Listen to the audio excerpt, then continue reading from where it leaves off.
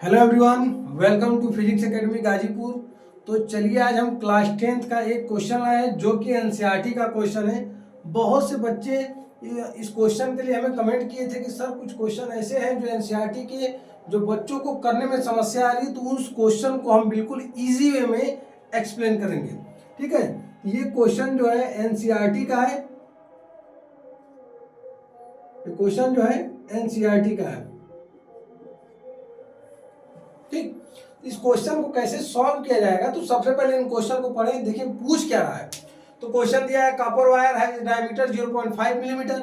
एक copper wire है जिसका डायमीटर 0.5 मिलीमीटर है और रेजिस्टिविटी दिया है 1.6 इंटू 10 के पावर -8 ओम मीटर। ठीक है, what will be the length of the wire to make a resistance of 10 ohm. बोल रहा है कि वायर की लेंथ क्या होगी कि जब रेजिस्टेंस 10 ओम का होगा। फिर पूछा है how much does the resistance change if the diameter is double. अगर डायमीटर को डबल कर दिया जाए तो रेजिस्टेंस के ऊपर क्या इफेक्ट पड़ेगा, ये क्वेश्चन पूछा है। ठीक है, तो सबसे पहले हम पूछेंगे कि डायमीटर क्या दिया है यहाँ पे। तो डायमीटर दिया है 0.5 मिलीमीटर। तो इसको हम लिख सकते हैं 0.5 इंटू 10 के पावर -3 मीटर। इसको किसमें कर लिए, मीटर में कर लिए।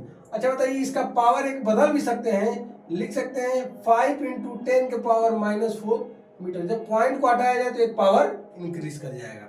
ठीक है, तो रेडियस क्या होगा, रेडियस होगा 5.2 इंटू 10 के पावर -4 मीटर। रेडियस हो गया, डायमीटर का आधा रेडियस होता है, रेडियस हमने आधा कर लिया। अब बात करेंगे रजिस्टिविटी की। देखिए रो की वैल्यू दिया 1.6 इंटू 10 के पावर -8 ओम मीटर दिया है, वहां से हमने यहाँ पे नोट कर लिया। लेंथ क्या होगा जब रेजिस्टेंस कितना दिया है 10 ओम, तो लेंथ क्या होगा। तो फार्मूला क्या है रेजिस्टिविटी के लिए, R is equal to rho L by A. ये हमारा फार्मूला है। तो हमको लेंथ पूछा है, इसका मतलब L is equal to R A upon में रो। इस फार्मूले पे काम हमको करना है। ठीक, तो L बराबर लिखेंगे यहां से L is equal to R की वैल्यू है 10 और एरिया को क्या लिखेंगे पाई आर स्क्वायर। एरिया क्या लिखेंगे पाई आर स्क्वायर। तो एरिया पहले हम निकाल लेते। एरिया ए बराबर लिखा जाएगा पाई आर का स्क्वायर। पाई की वैल्यू 3.14, रेडियस दिया है 5/2 इंटू 10 के पावर -4 मीटर। 5/2 और इंटू लिखेंगे 10 के पावर -4 का स्क्वायर। तो स्क्वायर करेंगे तो 3.14 इंटू 5 का स्क्वायर 25, 10 के पावर -8 अपॉन में 2 का स्क्वायर 4। ये मिल गया हमको एरिया। क्या मिल गया हमको, एरिया मिल गया। यहाँ पे क्या मिल गया, एरिया मिल गया। इसकी वैल्यू हम यहाँ पे एल वाले में पुट कर देंगे। यहाँ पे देखिए L is equal to R A upon में रो। तो एल बराबर आर की वैल्यू 10 और एरिया की वैल्यू दिया है 3.14 और साथ में दिया है 25 इंटू 25 और साथ में दिया है 10 के पावर -8 अपॉन में 4 और रेजिस्टिविटी की वैल्यू दिया 1.6 इंटू 10 के पावर -8।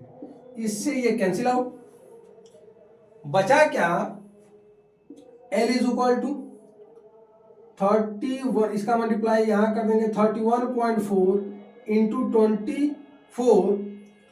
25 अपॉन में 4 इंटू 1.6। पीछे से 1 डिजिट, पीछे से 1 डिजिट, इसको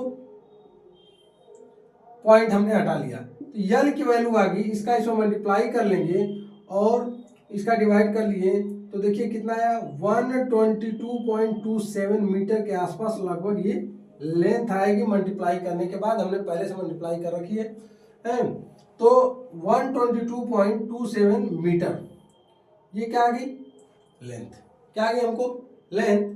और उसके बाद देखिए हम बात कर रहे हैं कि जब डायमीटर को डबल कर लिए, पहले डायमीटर था 0.5 मिलीमीटर, अब डायमीटर को जब डबल कर लेंगे, जब डबल करेंगे तो डायमीटर हो जाएगा 1 मिलीमीटर।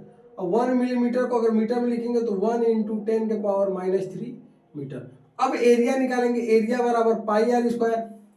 एरिया की वैल्यू कितनी मिलेगी, पाई आर का स्क्वायर 3.14, रेडियस की वैल्यू 1 इंटू 10 के पावर -3 का स्क्वायर। तो 3.14 इंटू 10 के पावर -6 मीटर स्क्वायर एरिया मिल गया। R इज इक्वल टू, फिर फार्मूला निकालेंगे, हमको रेजिस्टेंस पूछा है तो R is equal to rho L by A होता है। रजिस्टिविटी की वैल्यू 1.6 इंटू 10⁻⁸ और रजिस्टेंस लेंथ की वैल्यू दिया है 122.27 मीटर के आसपास। एरिया की वैल्यू निकाले 3.14 इंटू 10⁻⁶। तब रजिस्टेंस की वैल्यू आती है 2.5 ओम। रजिस्टेंस कितना आ गया 2.5 ओम। बताइए जब डायमीटर को डबल कर दिए तो रजिस्टेंस क्या हो गया, घट गया। इसका मतलब जब डायमीटर 0.5 था तो रेजिस्टेंस 10 था। अब जो डायमीटर को कर दिए डबल कर दिए तो रेजिस्टेंस कितना हो गया 2.5 हो गया। समझ में आ रहा है कि नहीं, मतलब 4 गुना उसका क्या हो गया, कम हो गया। देखिए ये क्वेश्चन एनसीईआरटी का था, एक्सरसाइज का क्वेश्चन है, इजी क्वेश्चन है, बच्चों को थोड़ा करने में समस्या आ रही थी, इस वजह से इस क्वेश्चन को हमने सॉल्व किया है। ठीक है, अब मिलेंगे नेक्स्ट लेक्चर में। Thank you.